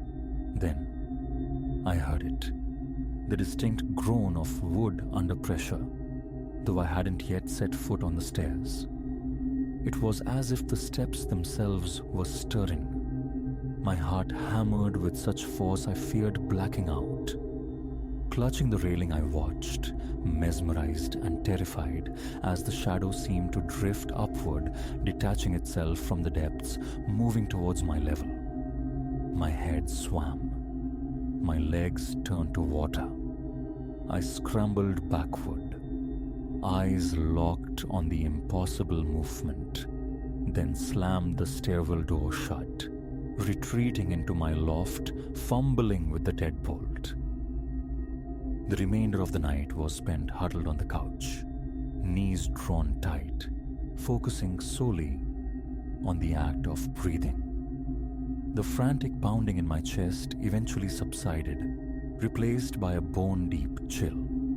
Sleep claimed me only near dawn. Waking to bright sunlight streaming through the windows restored a fragile sense of normalcy. I had to know.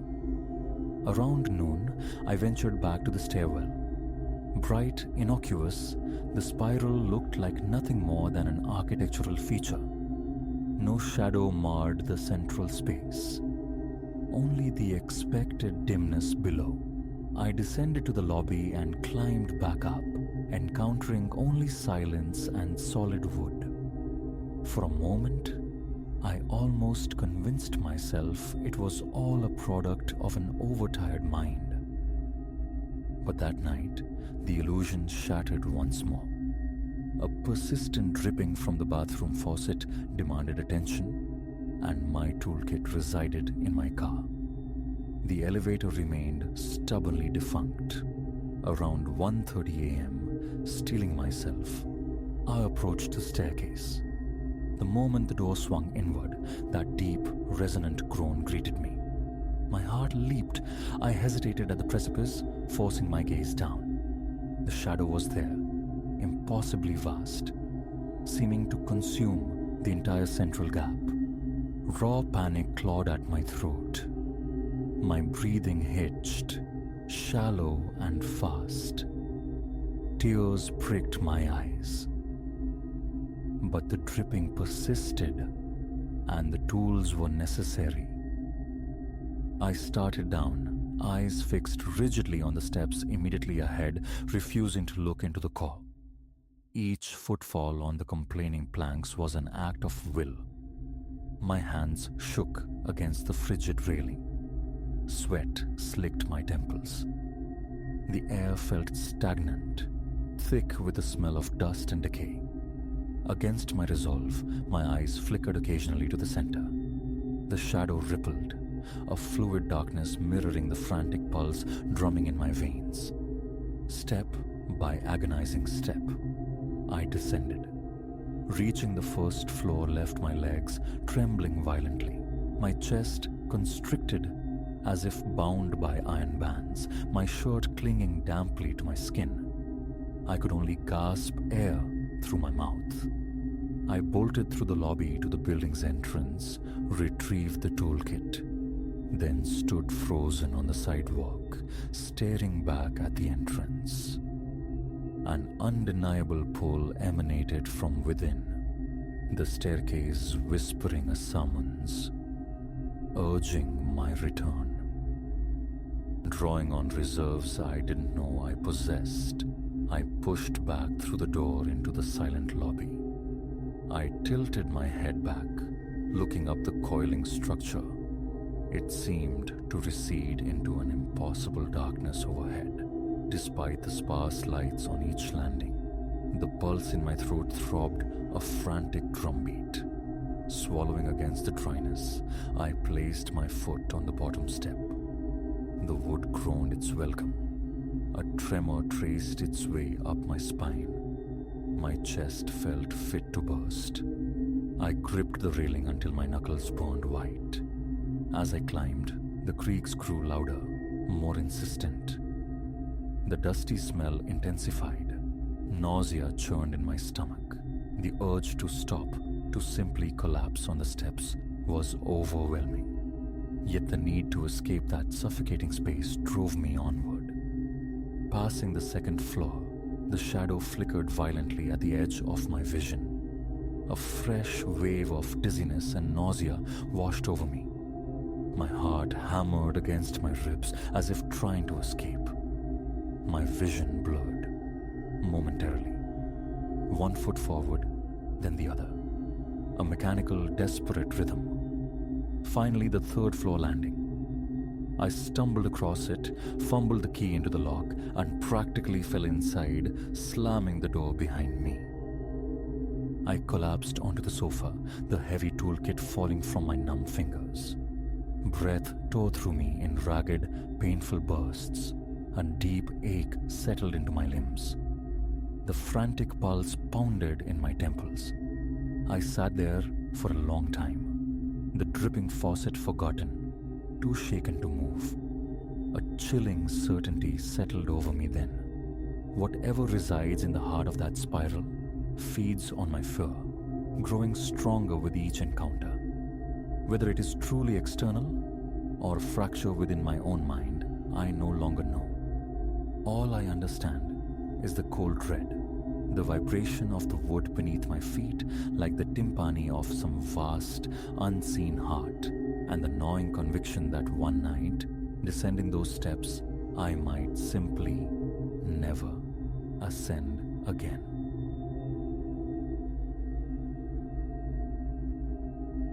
Midnight tolled from the grandfather clock's throat, each chime a leaden drop in the cavernous silence of the Ashworth estate.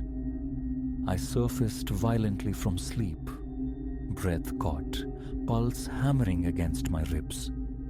Was it the clock, or that other sound, fractured from the tapestry of my increasingly troubled dreams? Lying rigid in the oppressive dark, straining to leash my ragged breathing, I heard it distinctly. A muffled impact, somewhere directly above. 3 days I'd been the solitary guardian of the Ashworth's domain, Eliza, while they pursued leisure across European waters. An idyllic arrangement, it had seemed. This historic labyrinth mine alone, complete with shadowed pool and private cinema. Yet, from the instant I crossed the threshold, a prickling disquiet had settled, an invisible weight like the pressure of unseen eyes. Mere nerves, I'd insisted, the natural unease of inhabiting such vast emptiness alone. Then began the subtle disturbances, objects migrating inexplicably from their designated spots, the television flickering to life, casting spectral light across the room in the dead hours. Once, a fleeting darkness whisked across my peripheral vision in the long corridor, vanished upon turning. Rationalizations formed readily, the groans of an old structure settling, esoteric timer settings on the television, fatigue conjuring phantoms, hollow comforts all. But now, pinned beneath the covers, the undeniable rhythm of a soft tread overhead dismantled those flimsy justifications. This was no settling timber, no trick of the light. This was presence, and it demanded acknowledgement. With excruciating slowness, I slid from the bed, the ancient floorboards groaning their protest beneath my weight. My phone's beam sliced the darkness as my eyes darted, seeking anything solid, anything defensible. They landed on a weighty brass taper holder gleaming dully on the dresser. Meager defense, yet better than bare hands. Clutching this cold comfort and the phone, I ventured into the corridor. The air hung thick, expectant, the house itself seeming to hold its breath. Towards the grand staircase I crept, each riser a monumental effort, ears straining against the silence for any betraying sound from the upper reaches. Upon the second floor landing, it came again, a faint, dry scraping, like furniture dragged across bare wood, emanating from the attic's direction. My knuckles whitened on the taper holder. Every nerve shrieked retreat, urged flight from this cursed house. Yet, that damnable human compulsion, curiosity, pulled me onward. Before me, the attic portal gaped, a rectangle of profound darkness. My trembling hand reached, closed around the knob. Ice-cold metal bit into my palm, a jolt traveling up my arm. A sharp intake of breath, a turn, and the door swung inward on protesting hinges. My phone's light carved an arc through the stagnant air, illuminating ghost-draped furniture, mountains of forgotten cartons, and rafters festooned with cobwebs like macabre lace. An ordinary repository of the past, it seemed, until the beam snagged on movement. There, nestled in the far corner, half concealed by stacked crates, a lone rocking chair swayed gently, rhythmically, as if its occupant had only just risen. But the space around it was utterly vacant. I stood paralyzed in the doorway, reality buckling.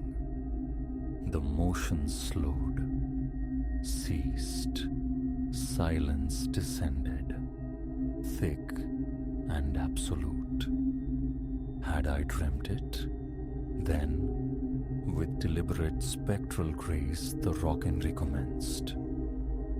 A strangled gasp tore from my throat. I stumbled back, balance lost, nearly tumbling down the flight I'd so cautiously ascended. Panic propelled me now, down the stairs, across the landing, back to the relative sanctuary of the bedroom. The door slammed shut, the sound unnaturally loud, and I jammed a heavy armchair beneath the knob, a flimsy barricade against the intangible. The remaining hours of darkness were spent cowering beneath the covers, every creak and settling groan of the ancient house amplifying my terror. Dawn arrived not as relief, but as a grey, exhausted truce. Sleep was impossible. Answers were imperative. As soon as civility allowed, I dialed Mrs. Ashworth. Her initial warmth evaporated as she registered the tremor in my voice. "Eliza, is everything all right?" The house. Taking a shaky breath, I struggled for words that wouldn't sound utterly unhinged. "Mrs. Ashworth, I believe there's something deeply wrong here. Something not natural." A weighted silence stretched across the line before her reply came, hushed, imbued with a weary resignation. "You've encountered it then?" The question stunned me. Yes. How could you know? A profound sigh traveled through the receiver. "Because we have too, Eliza. We simply refused to grant it credence, hoped perhaps that ignorance might starve it." My thoughts spun. They knew. They had known. "What is it? What haunts this place?" "The truth is elusive," Mrs. Ashworth admitted. "But the people before us, they spoke of the original builders, of the calamity that befell them within these walls." She recounted a story that seeped like ice into my bones. Built in the late 19th century by a prosperous industrialist for his wife and young daughter, their idyllic existence shattered when the child succumbed to an enigmatic ailment, wasting away despite fortunes spent on physicians. The father, frantic, turned from medicine to forbidden arts, conducting rituals in the attic, desperate for a cure. He found no healing, but instead, allegedly, unlatched something better left undisturbed. The girl perished. Consumed by grief and perhaps horror, the father ended his own life. The mother, broken by loss and spectral encounters, faded into institutional shadows. The house, stained by misfortune, remained vacant for decades. We dismissed it as folklore. Mrs. Ashworth concluded, her voice thin, until the incidents began. Subtle at first, but escalating. The unspoken hung heavy between us. I now grasped their eagerness for escape, their relief at finding a caretaker. What am I supposed to do? My voice was barely a whisper. "Leave," she urged, the command sharp with concern. "Pack your bags immediately, Eliza. Go. We'll sort something else for the house. Forgive us. We never should have exposed you to this without warning." Anger flickered, then died, quenched by the palpable regret in her tone. They were ensnared by this place too. Disconnecting the call, I moved with frantic purpose. Gathering my scattered belongings felt like wading through unseen resistance.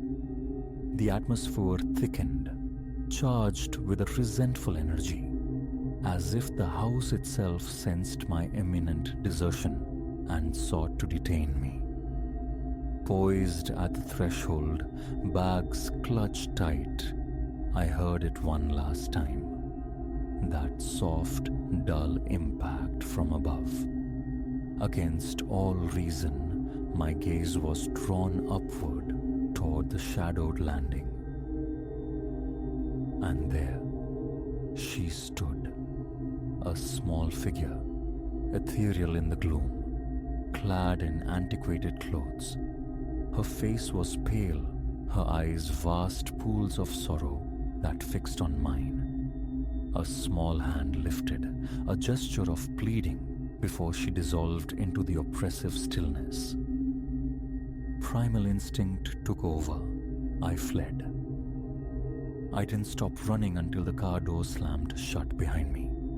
Tires screamed on the gravel as I tore down the drive. A compulsive glance in the rearview mirror framed the imposing edifice, its windows like vacant sockets observing my flight. And high above, in the shadowed pane of the attic window, a flicker of movement. Was it her again? A tiny hand pressed flat against the glass. I never returned. The Ashworths, I learned later, divested themselves of the property swiftly, retreating across the continent. Yet, sometimes, in the quiet solitude of night, the attic reappears behind my closed eyes. The spectral sway of the rocker, the girl with sorrowful eyes reaching across time. And the question surfaces, cold and persistent. Was departure truly freedom? Or did a fragment of that house, a clinging shadow, follow me into the light?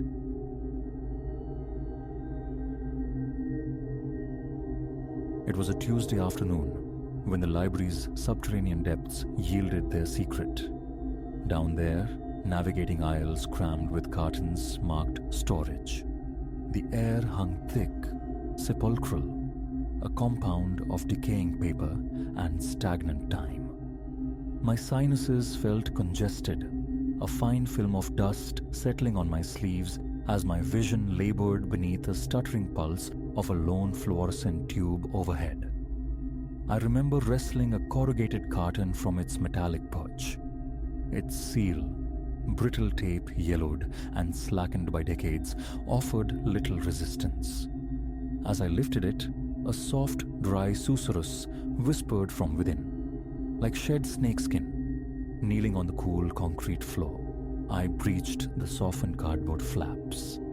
Inside lay a neat stack of old cassette tapes, their labels adorned with slanted, slightly unsteady handwriting, bearing dates that span the years 1972 to 1975. My vocation is the resurrection of the past. Diaries, correspondence, brittle newsprint, audio relics. They are my stock in trade. Yet these magnetic ribbons felt alien, imbued with a different sort of latency.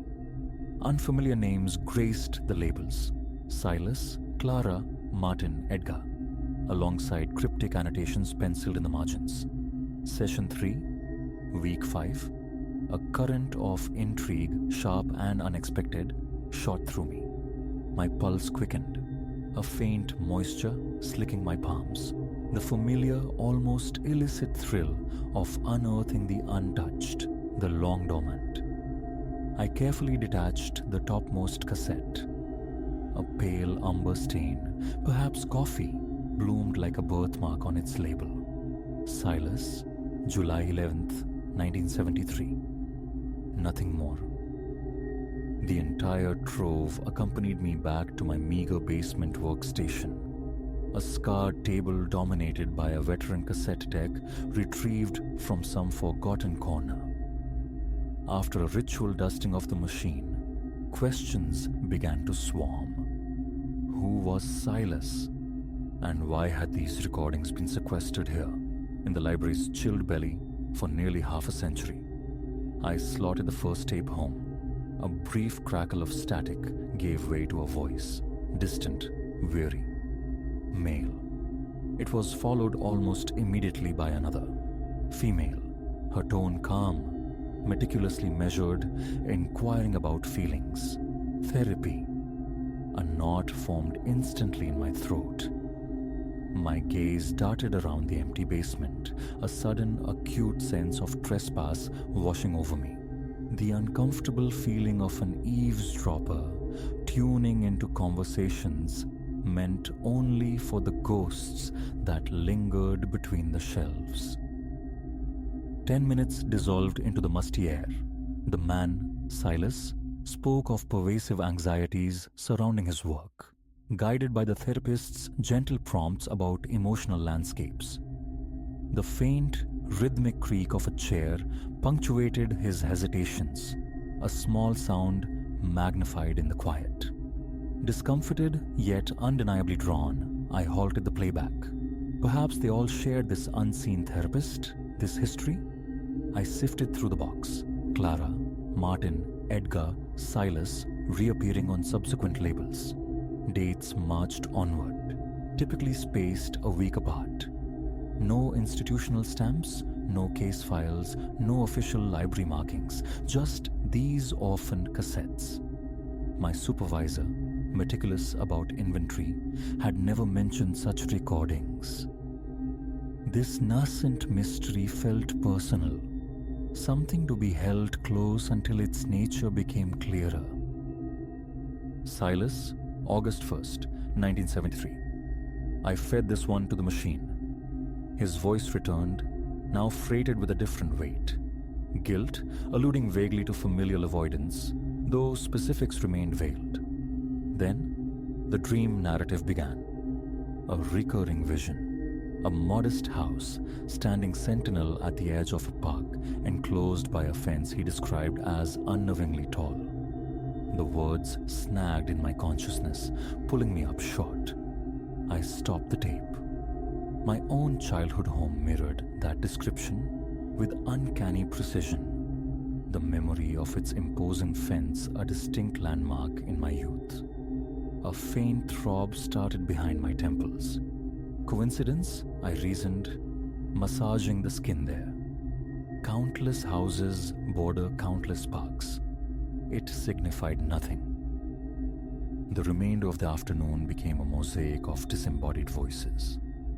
I dipped into fragments of Clara's week, Martin's recounted conflicts, Edgar's hesitant disclosures, all navigated by that same unwavering therapeutic tone. Fears laid bare, anxieties dissected, yet an insistent dissonance hummed beneath the surface, a persistent feeling that something was fundamentally askew, though its shape remained elusive. Clocking out felt like retreating from violated space. My hands bore a slight tremor as I considered the lives trapped like static electricity on those fragile magnetic strips. I secreted the box within a locked cabinet in my cramped upstairs office. Home offered little solace that night. My solitary apartment, with its complaining floorboards and temperamental heating, felt suddenly vast and porous. Leftover pasta, consumed without thought or taste, did nothing to ground me. The television flickered unwatched, its blue light casting shifting shadows. My thoughts circled relentlessly back to the basement, to the voices captured on tape. A restless hum vibrated through my limbs. A foot tapped incessantly against the worn rug. Killing the TV's drone, I sat enveloped by the apartment's specific silence, questioning the ethics, the wisdom of my listening. Had I crossed an invisible line? Yet the pool remained undeniable, a hook baited with mystery. Tomorrow, I rationalized. Just a few more tapes. Strictly archival assessment. Cataloging the uncatalogued. It was part of the job, wasn't it? Dawn found me back at the library, unlocking my office well before the official start of the day. The cabinet yielded its secrets. I retrieved a handful of cassettes, connecting a small, dusty player liberated from a back closet months ago. Silas, September 10th, 1973. The familiar click of engagement, then his voice detailing a confrontation. Someone named Julian had accused him of dishonesty, of deliberate omission. A jolt, visceral and cold, tightened my chest. Years ago, a colleague, also named Julian, had leveled a nearly identical charge against me concerning obscure details in a collaborative project. Coincidence? Surely. Names repeat. Workplace dynamics echo across time. My brow furrowed. I rubbed damp palms against my trousers, seeking friction. Reality. A subsequent tape amplified the burgeoning disquiet. Silas, September 17th, 1973. He recounted another dream, one that resonated with frightening clarity. A long, featureless corridor, its walls papered with unfamiliar staring faces, culminating in an impassable door. A profound feeling of entrapment. Recognition sent a prickle across my scalp. I knew that suffocating dreamscape intimately from my own nocturnal terrors. Leaning closer, elbows braced on the desk, I listened, rapt, my breathing shallow. My stomach clenched as Silas described hearing his name called within the dream, the voice distorted, echoing strangely as if it were his own voice thrown back at him. I stabbed the pause button, dragging in a ragged breath. Sweat beaded coolly on my forehead. Pressing play again yielded only the therapist's soothing, grounding instructions to relax, to breathe through the feeling. Lunch was a tasteless affair, my mind consumed by the uncanny echoes, the mountain impossibilities. Depleted, I mentally sifted the details again and again, seeking logical bridges, clinging desperately to the shrinking island of randomness. Hallway dreams are common archetypes, aren't they? Shared anxieties. Back in the office, seeking refuge from Silas's unsettling resonance, I deliberately selected a different voice. Clara, October 2nd, 1973. Her narrative unfolded. A subversive colleague, systematically undermining her efforts at work. The dynamic she described mirrored precisely my own ongoing friction with a co-worker named Isabel. Then, a chillingly specific detail dropped into the recording. A malfunctioning elevator in her building, necessitating daily climbs up multiple flights of stairs. Our building's lift had failed in just that way only last year, forcing the same tedious stairwell pilgrimage upon all tenants for a week. My pulse hammered a frantic rhythm against my temples. How could these voices from the 70s whisper such precise fragments of my own recent past? I rewound, listened again. The account was unmistakable. The stuck lift, the call to maintenance, the weary description of the 4-flight trudge. My mouth was desert dry. I counted breaths slowly, deliberately, trying to regain equilibrium in a world suddenly tilting off its axis. A hunt for the therapist's identity commenced, a grasping for context. Sifting through the original box again yielded only a small battered notebook tucked in a corner. Cryptic appointment times, disconnected phone numbers scribbled hastily, dates aligning with the tapes. No name, no practice address. The therapist's voice, calm, direct, slightly raspy, hinting at age, offered no intrinsic clues. Library archives remained stubbornly silent. No record of therapeutic partnerships, no catalog entry remotely matching these sessions. My regular archival duties blurred into insignificance, neglected. Days bled into a compulsive cycle of listening, documenting the eerie convergences in a private log hidden amongst innocuous files. My shoulders knotted with a persistent tension. Stretching became a frequent, necessary ritual. Then came Edgar, March 3rd, Naim. He spoke of escalating friction with a superior named Alistair, disputes over late hours, blurred lines of responsibility, perceived slights. My own past clashes with a difficult supervisor, also named Alistair, surged back into sharp focus, the parallels in complaint and circumstance unnervingly precise. A cold film of perspiration prickled the nape of my neck. Each tape felt like navigating a funhouse hall of mirrors, reflecting distorted yet recognizable fragments of my own existence back at me. Sleep offered no escape, becoming a porous border easily breached. My dreamscapes began to bleed into the drab office settings evoked by the tapes. I'd wake abruptly in the dark, heart hammering against my ribs, sheets damp with sweat. Was my mind fracturing under the strain, conflating memory and magnetic imprint?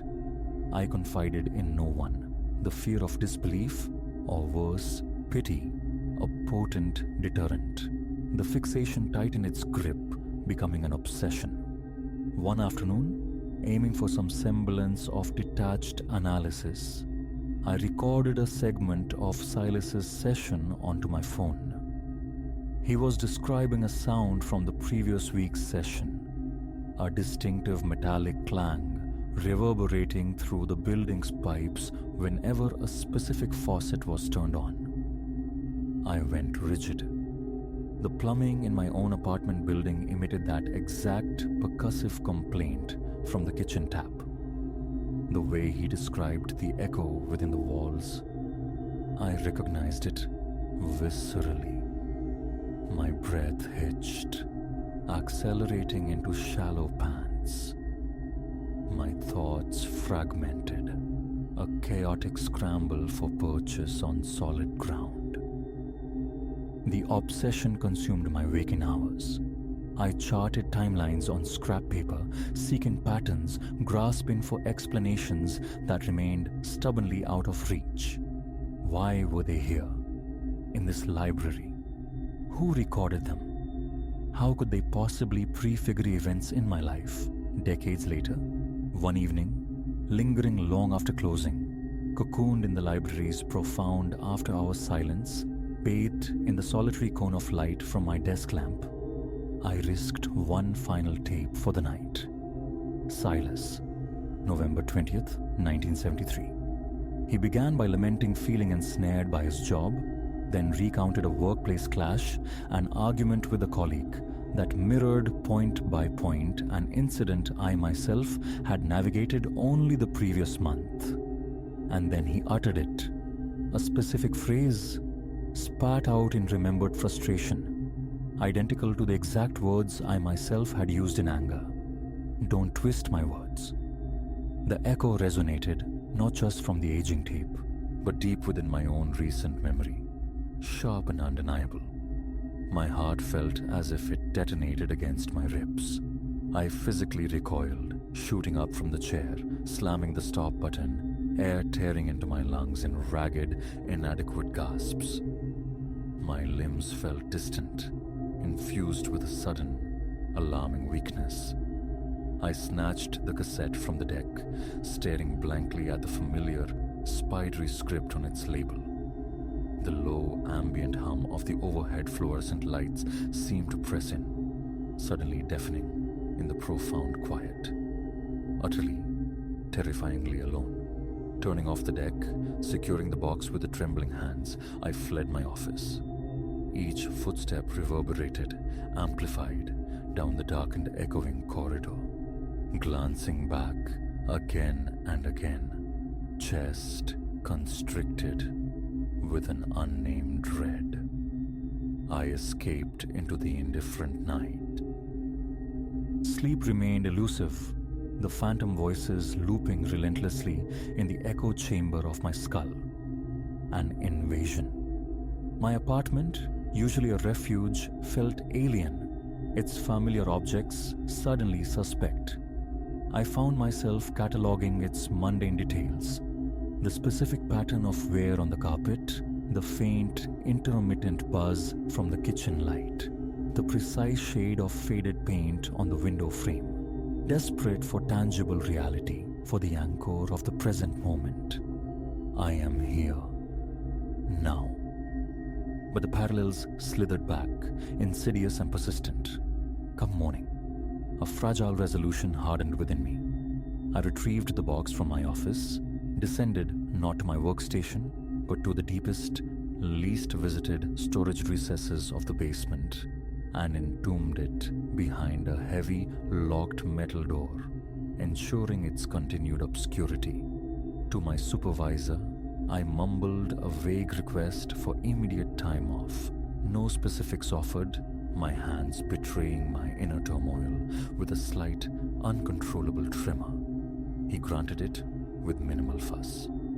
Behind the wheel of my car, parked just outside the library's imposing stone facade, a strange admixture of relief and profound, gut-twisting fear settled within me. They exist. Those tapes are real. They contain impossible echoes of my life, recorded decades before I lived them. The question, how, hung unanswered, vast and terrifying in the quiet car. Now adrift in the forced stillness of my apartment, I wrestle with the silence, which feels thin, easily pierced. My hands still quiver involuntarily at the remembered cadence of Silas's voice. A familiar tightness constricts my chest when Clara's anecdote about the broken elevator surfaces unbidden in my thoughts. No explanation presents itself, only the chilling, undeniable incongruity. Part of me yearns with a morbid curiosity to excavate them again, to decipher the enigma, perhaps even to obliterate them and the impossible knowledge they represent. Another part, the part currently ascendant, recoils from the mere thought. For now, I remain here, anchored precariously to the side of a blank wall. The refrigerator's low, steady hum, a frail shield against the insidious echoes, attempting the simple, fundamental act of breathing in and out without succumbing to the pervasive, prickling dread that has become my shadow. If only that Tuesday afternoon had never happened. If only I had left that box undisturbed on its dusty shelf.